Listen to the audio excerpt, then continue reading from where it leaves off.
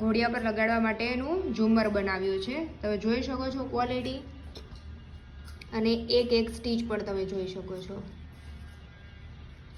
આ શિવ ભગવાન, કૃષ્ણ ભગવાન, અને કૃષ્ણ ભગવાનના માથે જુઓ મોરપીંછ, અને આ એના અંબોડામાં આપણે મોતીવાળી લગાવેલી છે.